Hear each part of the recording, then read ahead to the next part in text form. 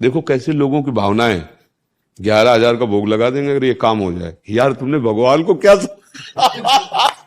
अबे भगवान को क्या समझ रखा है?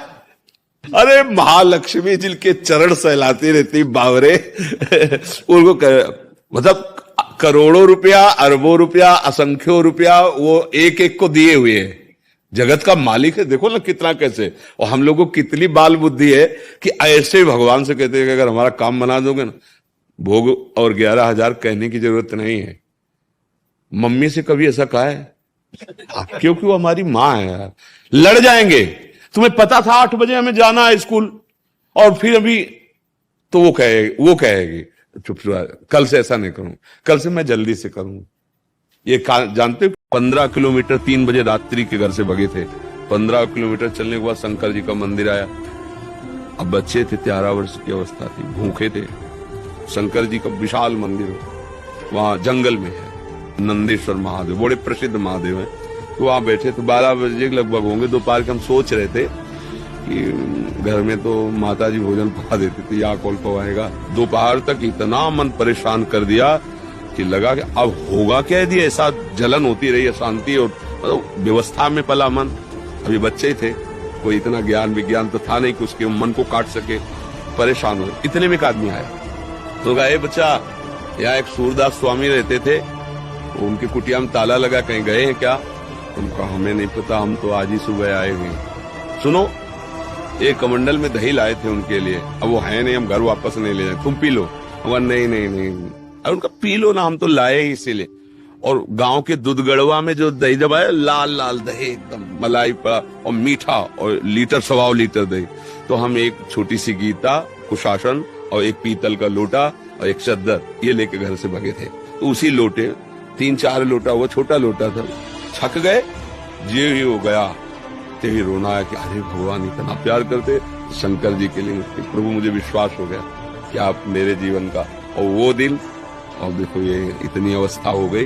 कभी लोगों को लगता है ना कि अगर इसे डांटेंगे नहीं, लड़ेंगे नहीं, झगड़ा नहीं करेंगे, ये बढ़ता चला जाएगा। नहीं नहीं, जब आप नहीं बोलोगे तो बड़ा बोलेगा, और वो बोलेगा तो उसे अच्छे से ठीक कर देगा। हम लोग थोड़ा अल्पज्ञ है ना, सबके मुखिया भगवान है, वो देख रहे हैं, अच्छे अच्छे को ठीक कर देते हैं। वो बस थोड़े दिन के बाद, हमारे मालिक के हिसाब में बड़े बड़े रजिस्टर है तो थोड़ा समय लगता है। अब देखो यार, भारत सरकार में आप आज कोई काम करो तो आज थोड़ी फांसी में चढ़ा दिए जाओगे, मुकदमा चलेगा सालों, और फिर जाके कहीं।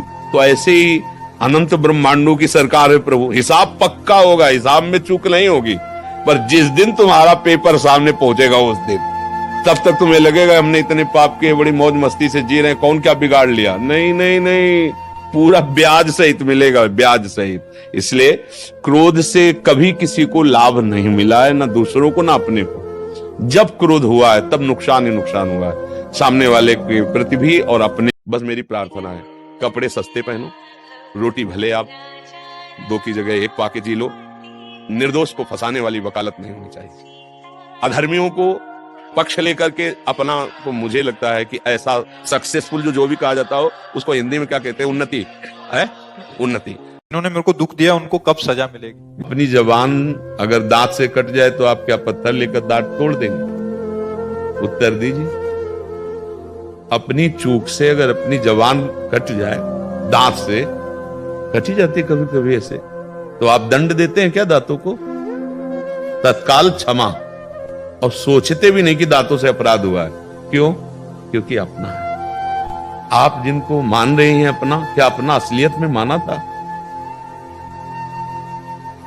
हमारी वृत्ति ही हमको दुख देती है, आपको सच्ची बताएं। जिससे किसी भी आदमी के दिमाग में आपके प्रति प्रतिकूलता आई कि जब हमारा कर्म कहीं ना कहीं हमें दंड देना चाहता है, तो घटना बन जाता है, व्यक्ति के दिमाग में बैठ जाता है, वस्तु विपरीत हो जाती है, परिस्थिति विपरीत हो जाती है, और दुख भोग कर हम पवित्र हो जाते हैं। जब आप किसी भी से अपना हृदय दे बैठते हैं, फिर जीना मुश्किल हो जाता है, पक्का। क्योंकि हृदय बिना दिए आप रह नहीं सकते, ये भी पक्की बात है। इसको आपको देना पड़ेगा। एक उमंगन होती है जब नवकिशोर अवस्था से यौवन अवस्था की तब पदार्पण होता है, तो एक हृदय में उमंगन होती है समर्पण करने की, कि हम किसी को अपना जीवन समर्पित कर दें। कोई हमारे जीवन का ऐसा साथी मिले जो आर पार कर दे, पर हम नाशवान शरीर को साथी मान लेते, इसलिए धोखा हो जाता है।